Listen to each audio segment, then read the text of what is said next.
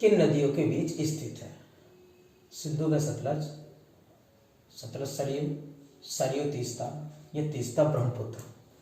कुमायूं हिमालय सतलज व सरयू नदियों के मध्य स्थित है, जबकि सिंधु व सतलज नदियों के मध्य हिमालय पंजाब हिमालय है।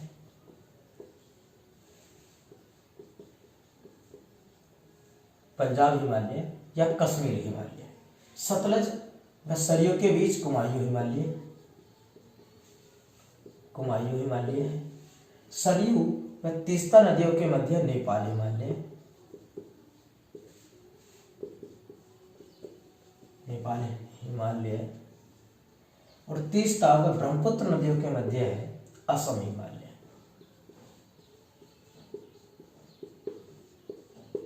असम हिमालय। सभी हिमालयों में जो सबसे बड़ा क्षेत्रफल है वह नेपाल हिमालय का है। इसका विस्तार हिमालय को प्रमुख रूप से दो प्रकारों में बांटा गया है, एक तो उत्तर से दक्षिण के आधार पर हिमालय और एक पश्चिम से पूर्व के आधार पर हिमालय। पश्चिम से पूर्व के आधार तथा उत्तर से दक्षिण दोनों के आधार पर हिमालय को चार प्रकारों में बांटा गया है। हिमालय का यह इस प्रकार से विभाजन पश्चिम से पूर्व की ओर है, जो नदियों के आधार पर किया गया है। इसके उत्तर में सिंधु नदी, सिंधु नदी, नीचे सतलज नदी और नीचे सरयू नदी और नीचे तीस्ता नदी और नीचे ब्रह्मपुत्र नदी।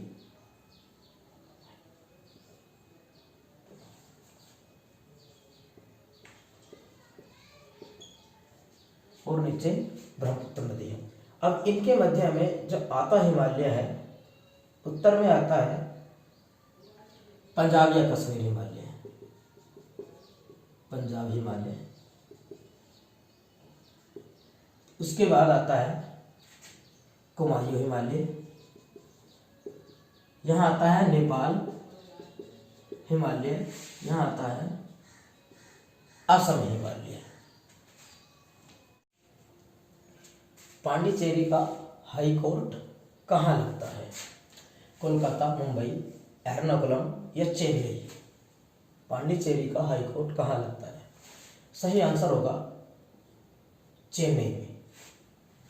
जबकि कोलकाता में दमन द्वीप व दादर नगर हवेली का हाई कोर्ट लगता है, सॉरी उसका अंडमान का, कोलकाता में अंडमान निकोबार का, अंडमान निकोबार द्वीप समूह का, और मुंबई पे लगता है जैसे दमन द्वीप, दमन द्वीप व दादर नगर हवेली।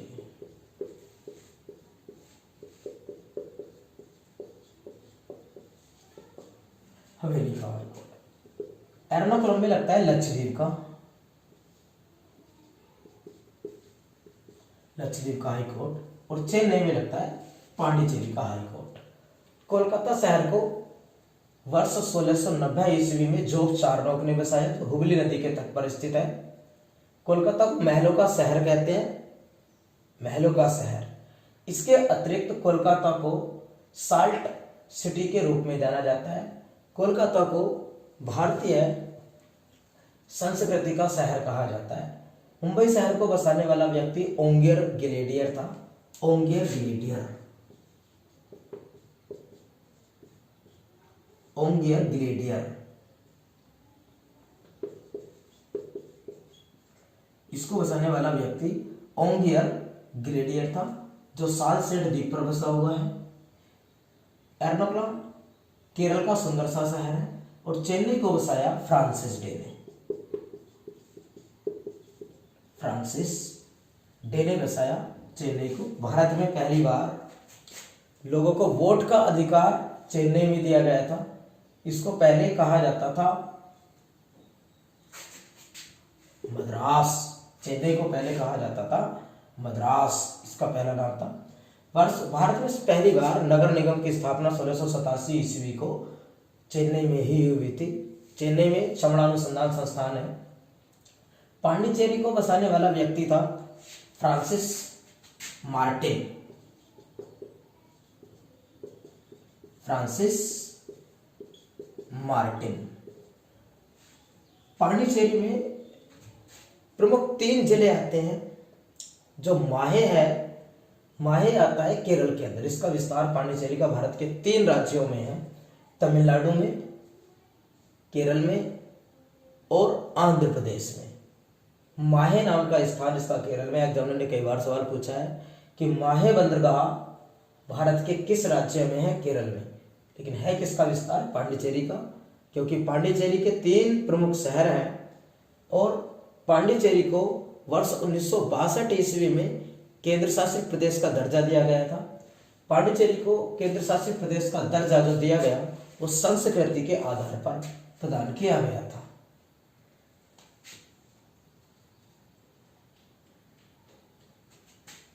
जो इसका हिस्सा आंध्र प्रदेश में है, यवन के नाम से उस हिस्से को जाना जाता है। यवन आंध्र प्रदेश में, माहे केरल में, और जो पांडिचेरी का मुख्य भाग है पांडिचेरी, वो तमिलनाडु राज्य में है, जिसको बसाया गया था फ्रांसिस मार्टिन के द्वारा।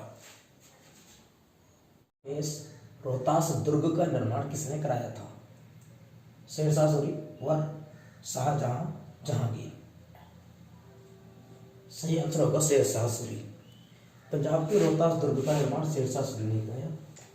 शेरशाह सूरी भारत में द्वितीय अफगान साम्राज्य का संस्थापक था।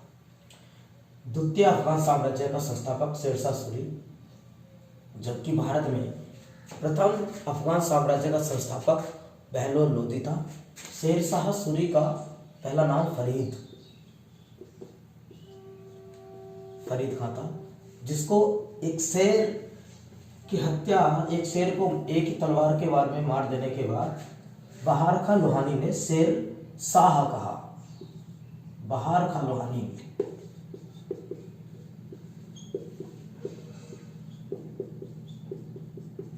ने इसको शेर शाह कहा। उसके पश्चात जब इसने भारत में कन्नौज या बिलग्राम की लड़ाई जो 1540 में हुई उसको जीत लिया, उसको जीतने के पश्चात अपने आप को शेर शाह कहा। शाह मतलब राजा कहा। शेरशाह सूरी 1540 से लेकर वर्ष 1545 तक सत्ता में रहा और 1545 ईस्वी में कालिंदर की लड़ाई में शेरशाह सूरी की मृत्यु हो जाती है। शेरशाह सूरी की मृत्यु उल्का तोप को चलाते हुए हुई थी। उल्का तोप को चलाते समय जब यह गोले दाग रहा था, गोला दीवार से टकराया किले की और वहां आकर गिरा जहां अन्य गोला बारूद रखे हुए थे। उनमें विस्फोट होने के कारण शेरशाह सूरी की मृत्यु हो जाती है। शेरशाह सूरी का मकबरा सासाराम बिहार में है।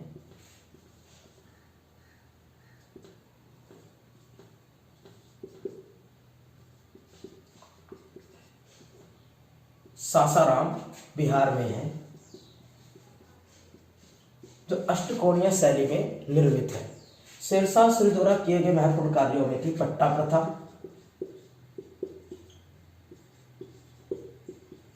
काबुलियत प्रथा और शेरशाह सूरी के द्वारा ग्रैंड ट्रंक रोड का निर्माण कराया गया था।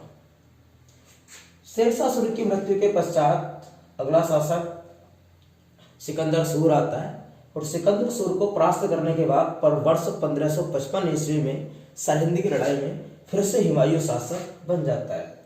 शेरशाह सूरी हुमायूं को परास्त करके ही शासक बना था। हुमायूं और शेरशाह सूरी के बीच 2 लड़ाइयां लड़ी गई। एक तो 1539 में जिसको चौसा की लड़ाई कहा गया और एक 1540 में जिसको कन्नौज या बिलग्राम की लड़ाई कहा गया। 1540 में ये शासक बना और 45 तक रहा। 45 में मृत्यु होगी कालिंजर की लड़ाई में शेरशाह सूरी की। शेरशाह सूरी का एक कथन बड़ा फेमस पूछता है, एग्जामिनर पूछता है कि मैं मुट्ठी भर बाजरे के लिए अपना साम्राज्य खो चुका था। कथन किसका है? तो शेरशाह सूरी का। शेरशाह सूरी ने कहा कि मैं मुट्ठी भर बाजरे के लिए अपना साम्राज्य खो चुका था। एक इसी से मिलता जुलता सवाल और एग्जामिनर पूछता है, मैं अपनी पत्नी के हाथों में एक प्याला शराब और 100 रुपये के लिए अपना साम्राज्य खो चुका था, यह कथन किसने कहा? तो जहांगीर ने कहा, जो मुगल वंश से आता था, जिसको चित्रकला का पारखी कहा जाता है। इससे संबंधित एक बीमारी है, यकृत, मस्तिष्क, फेफड़े या यकृत। सही आंसर होगा रक्त। जबकि यकृत को प्रभावित करने वाले रोग हैं जैसे विल्सन रोग। विल्सन रोग यकृत को प्रभावित करता है। पीलिया रोग यकृत को प्रभावित करता है। इसके अतिरिक्त एक और रोग, सिरोसिस रोग, ये भी यकृत को प्रभावित करने वाला रोग है। मस्तिष्क को प्रभावित करता है सिडरोसिस।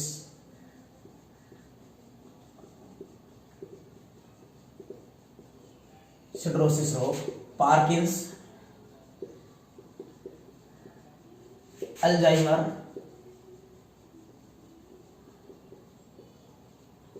व मेनिंजाइटिस, ये रोग मस्तिष्क को प्रभावित करते हैं। फेफड़ों को प्रभावित करने वाला रोग है सिलिकोसिस रोग।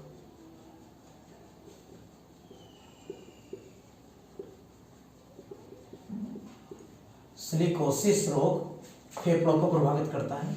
और रक्त को प्रभावित करता है ल्यूकेमिया रोग। ल्यूकेमिया जो वास्तव में रक्त का कैंसर है। फेफड़ों के अध्ययन को, फेफड़ों को ढकने वाले आवरण को प्लूरा कहते हैं। प्लूरा या फुफ्फुस आवरण कहलाता है। मस्तिष्क को ढकने वाले आवरण को कहते हैं ड्यूरामीटर। इसकी जो झिल्ली है, ढकने वाली झिल्ली को, मस्तिष्क को ढकने वाली झिल्ली को बोलते हैं ड्यूरामीटर। ड्यूरामीटर। मस्तिष्क को ढकने वाली झिल्ली को कहते हैं प्लूरा। प्लूरा। और एक पूछता है, हृदय को ढकने वाली झिल्ली को कहते हैं पेराकार्डियम। पेराकार्डियम। पेराकार्डियम हृदय को ढकने वाला आवरण है, प्लूरा फेफड़ों को, और ड्यूरामीटर मस्तिष्क के आवरण को, मस्तिष्क के ढकने वाले आवरण को कहा जाता है। ल्यूकेमिया रक्त के कैंसर का अन्य नाम है। रक्त का कैंसर होने का जो प्रदूषण है वो है बेंजीन प्रदूषण। रक्त कैंसर बेंजीन प्रदूषण के कारण होता है। कैंसर कोशिकाओं में असामान्य वृद्धि है।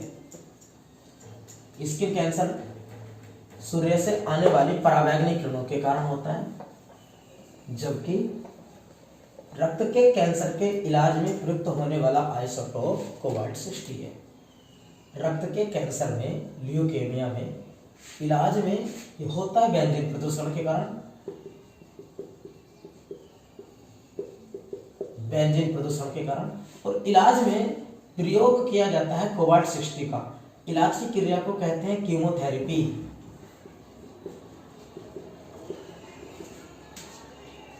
कीमोथेरेपी। और इलाज की में किया जाने वाला आइसोटोप है कोबाल्ट-60।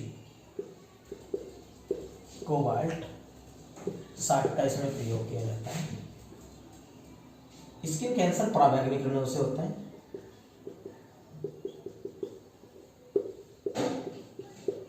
पराबैंगनी किरणों के माध्यम से। कैंसर है कोशिकाओं में असामान्य वृद्धि।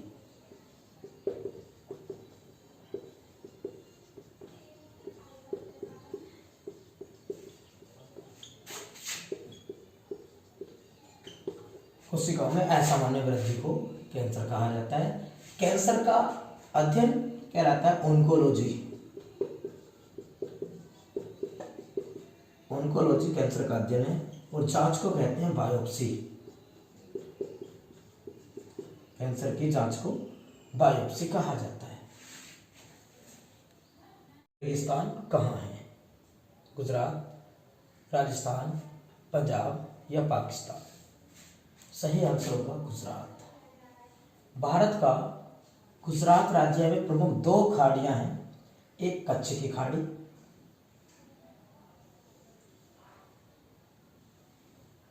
ये कच्छ की खाड़ी, ये खंबात की खाड़ी, ये भारत का ऐसे गुजरात राज्य, कच्छ की खाड़ी और गुजरात की खाड़ी। कच्छ की खाड़ी में गिरने वाली प्रमुख नदी है लूनी, जो भारत की सबसे खारे पानी की नदी है। साल्ट रिवर के नाम से जाना जाता है। जब इन खाड़ियों में समुद्र की लहर आती है, वो समुद्री लहर अपने साथ लवणीय जल को क्षेत्रफल में फैला देती है, जिसके कारण यहाँ की मिट्टी लवणीय हो जाती है। इसी कारण भारत का सबसे लवणीय राज्य है गुजरात राज्य है। और जब यह यहाँ फैलती है तो नमक ऊपर सफेद लेयर के रूप में दिखाई पड़ती है। गुजरात राज्य के इस दिशा में किसी पर्वत के ना होने के कारण यहाँ वर्षा नहीं हो पाती। अब यहाँ की भूमि सफेद और बिना वर्षा वाली होती है, इसीलिए इसे सफेद मरुस्थल कहा जाता है। कच्छ की खाड़ी में गिरने वाली नदी लूनी को साल्ट रिवर कहते हैं। जबकि एक सवाल पूछेगा, भारत का सबसे अधिक लवणीय आर्द्रता वाला राज्य राजस्थान है और भारत का सबसे लवणीय राज्य पूछेगा तो आंसर गुजरात। गुजरात भारत का वह राज्य है जो सबसे ज्यादा समुद्री उत्पादों का उत्पाद करता है। जैसे नमक का उत्पादन सबसे ज्यादा गुजरात राज्य करता है। गुजरात का सुंदर सा शहर है सूरत। ताप्ती नदी के तट पर बसे इस सूरत शहर में हीरे को तराशने की लगभग 30-35 हजार दुकानें हैं। हीरे को तराशे जाने के लिए प्रसिद्ध है, इसीलिए सूरत को भारत का डायमंड सिटी कहा जाता है। जबकि डायमंड हार्बर के नाम से कोलकाता को जानते हैं। सूरत का सुंदर सा शहर अहमदाबाद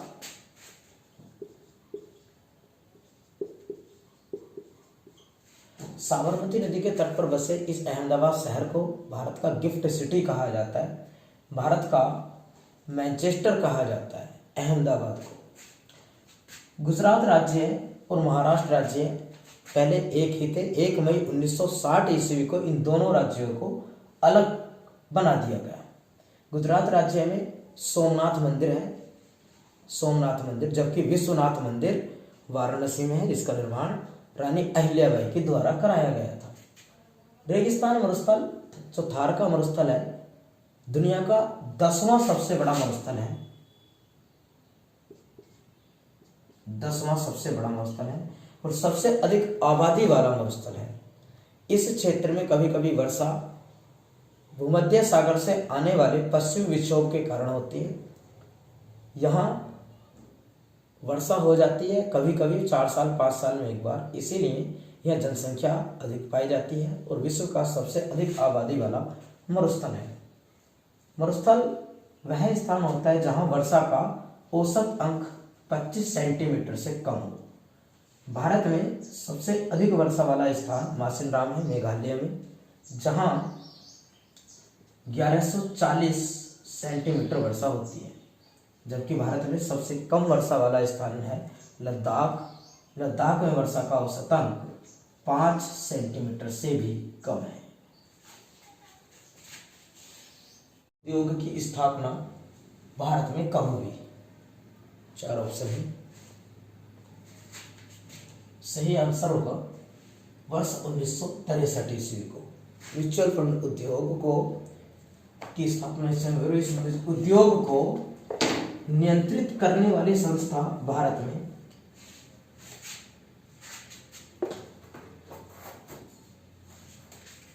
इस उद्योग को नियंत्रित करने वाली संस्था भारत में SBI है।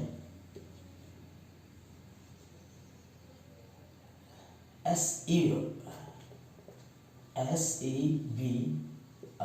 Security exchange board of India.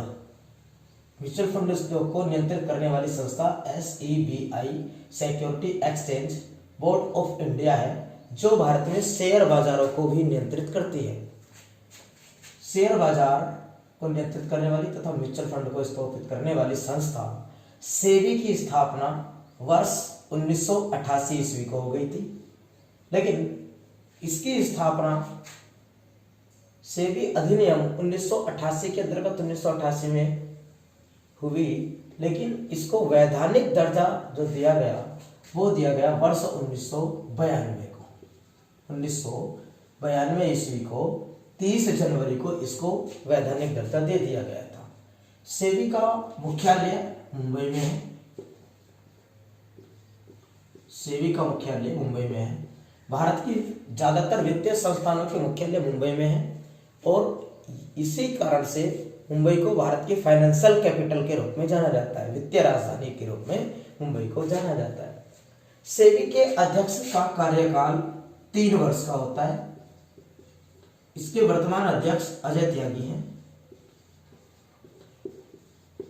Ajay Tyagi वर्तमान सेबी के अध्यक्ष हैं, जो 2017 में नियुक्त हुए, लेकिन अभी उन्हीं का काल हाल फिलहाल में 3 वर्ष के लिए और बढ़ाया गया है। भारत में स्टॉक एक्सचेंजों की वर्तमान संख्या 23 है, मान्यता प्राप्त, और भारत का सबसे पुराना stock exchange Mumbai stock exchange है, जिस मुंबई स्टॉक एक्सचेंज की स्थापना वर्ष 1875 ईस्वी को हुई थी। यह भारत का सबसे पुराना व सबसे बड़ा स्टॉक एक्सचेंज है, जो मुंबई में दलाल स्ट्रीट में स्थित है। तो कि उत्तर प्रदेश का एकमात्र मान्यता प्राप्त stock exchange Kanpur stock exchange है। जिस प्रकार से म्यूचुअल फंड और शेयर बाजारों को नियंत्रित करने वाली संस्था सेबी है, उसी प्रकार से भारत में क्षेत्रीय ग्रामीण बैंकों को नियंत्रित करने वाली संस्था नाबार्ड है।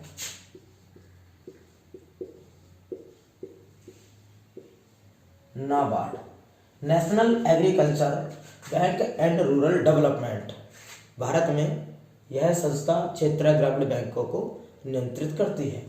नाबार्ड की स्थापना वर्ष 1982 ईस्वी को शिवरामन समिति की अनुशंसा पर हुई थी। इसकी स्थापना 1982 को शिवरामन समिति की अनुशंसा पर हुई और इसका मुख्यालय भी है मुंबई में। यह भारत में क्षेत्रीय ग्रामीण बैंकों को नियंत्रित करने वाली संस्था है। न्यूनतम समर्थन मूल्य वर्ष में कितनी बार जारी किया जाता है? 1, 2, 3, 4। सही आंसर होगा, एक वर्ष में 2 बार न्यूनतम समर्थन मूल्य जारी किया जाता है। एक बार जायद की फसलों के लिए और एक बार खरीफ की फसलों के लिए। यह न्यूनतम समर्थन मूल्य है, यह न्यूनतम समर्थन मूल्य है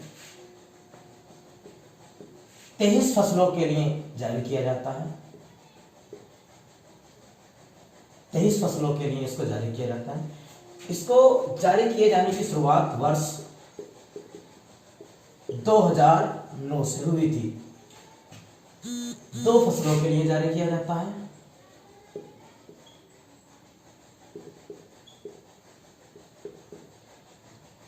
सिर्फ 2 बार जारी किया जाता है। 2 बार 23 फसलों के लिए जारी किया जाता है। 2009 से इसकी शुरुआत हुई और इसको जारी करने वाली संस्था का नाम न्यूनतम कृषि लागत मूल्य आयोग है, जिसकी स्थापना वर्ष 1965 ईस्वी को हुई थी। 1965 ईस्वी में इसे कृषि लागत मूल्य आयोग के नाम से जाना जाता था, लेकिन वर्ष 1985 ईस्वी में इसका नाम न्यूनतम कृषि लागत एवं मूल्य आयोग कर दिया गया था। इसका मुख्यालय नई दिल्ली में है। इसका मुख्यालय नई दिल्ली में है। वर्तमान में धान की फसल का जो न्यूनतम समर्थन मूल्य निर्धारित किया गया है वो किया गया है 1940 रुपए सामान्य धान के लिए।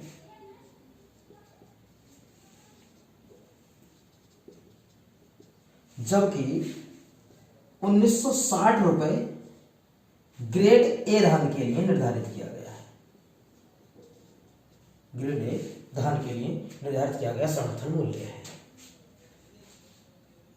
अंतरराज्यीय परिषद का अध्यक्ष कौन होता है?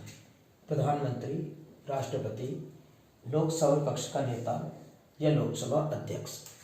सही आंसर पूछा गया है अध्यक्ष, आंसर होगा प्रधानमंत्री अंतरराज्यीय परिषद का अध्यक्ष होता है। जबकि लोकसभा में विपक्ष का नेता लोक लेखा समिति का अध्यक्ष होता है। लोक लेखा समिति का अध्यक्ष लोकसभा विपक्ष का नेता होता है, जो वर्तमान में अधीर रंजन चौधरी हैं। लोकसभा में पक्ष के नेता को कैबिनेट मंत्री के समान दर्जा प्राप्त होता है।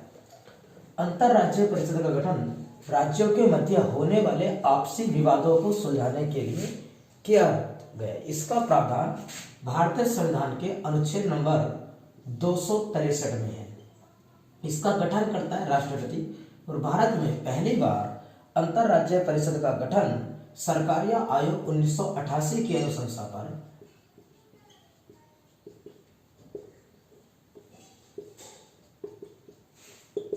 1988 की अनुशंसा पर वर्ष 1990 ईस्वी को किया गया था।